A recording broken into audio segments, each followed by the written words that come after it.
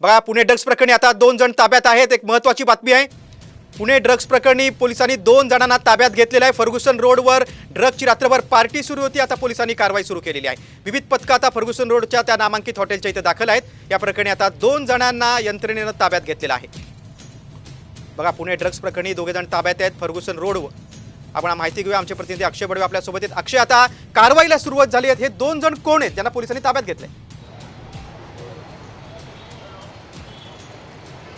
निश्चित प्रकारे जे पुणे पोलिसांनी आता कारवाईचा बडगा सुरू केलेला आहे आणि पुणे पोलिसांनी याच लिक्विड लीजर लाऊंजचा एक मॅनेजर आणि त्या ठिकाणी असलेला कर्मचारी याला आता ताब्यात घेण्यात आलेला आहे। या ठिकाणाहून काहीच अंतरावर शिवाजीनगर पोलीस ठाणे आहे।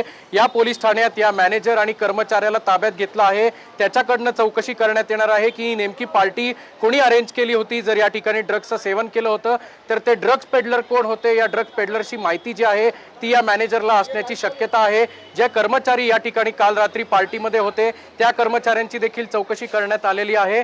आपण जर बघितलं तर राज्य उत्पादन शुल्क विभागाचे जे चरणसिंह राजपूत आहेत ते देखील या ठिकाणी दाखल झालेले आहेत। राज्य उत्पादन शुल्काची महत्त्वाची खरं तरी अपडेट मानावी लागेल। सध्या हे जे अधिकारी आहेत ते चरणसिंह राजपूत हे देखील या ठिकाणी आता दाखल झालेले आहेत। अतिशय महत्त्वाचा अपडेट खरं तर या ठिकाणी मानण्यात येईल, कारण पुणे पोलिसांसोबत राज्य उत्पादन शुल्काची जबाबदारी देखील खूप मोठी असते। ते देखील आता अधिकारी या ठिकाणी दाखल झालेले आहेत। सातत्याने याच अधिकाऱ्यांवर खरं तर नेहमी विरोधकांनी टीका केली आहे। ते अधिकारी या ठिकाणी आता दाखल झालेले आहेत आणि त्यापूर्वी काही क्षणांपूर्वीच 2 जणांना पुणे पोलिसांनी ताब्यात घेतलेलं असून त्यांच्याकडनं या पार्टीच्या संदर्भात सगळ्या चौकशी ज्या आहेत ते केली जाणार आहे। पुणे पोलिसांनी या ठिकाणचं जे सीसीटीव्ही आहे त्याचं डीव्हीआर जे आहे ते देखील जप्त करण्यात आलेलं आहे।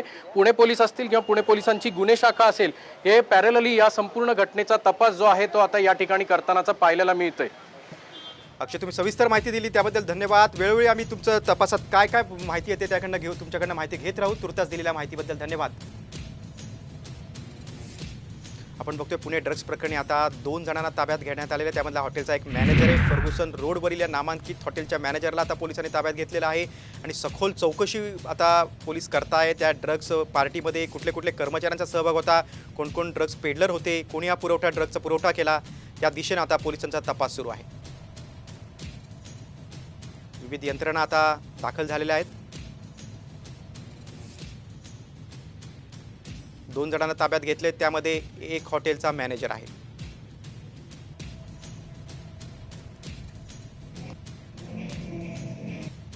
पुणे हा ड्रग्सचा मोठा अड्डा झालेला आहे। ललित पाटील तर प्रत्यक्षात ससूरमध्ये मुक्काम करून ड्रग्सचा व्यवसाय करत होता।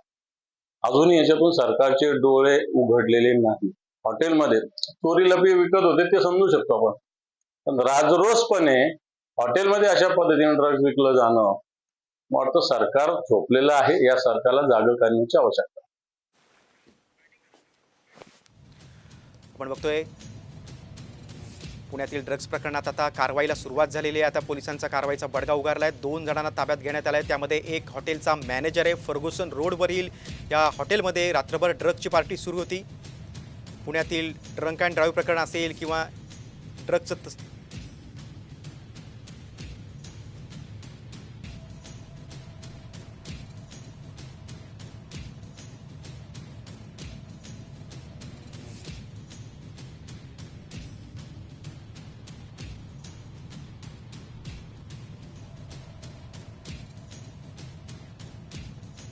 ताब्यात घेण्यात आलेलं आहे। पुणे ड्रग्स प्रकरणी 2 जण आता पोलिसांच्या ताब्यात असल्याचं आपण बघतोय। तर या ठिकाणी आपण पाहू शकतोय ही दृश्य, एकीकडे ज्या हॉटेलमध्ये कारवाई झाली आहे ती दृश्य आपण बघतोय।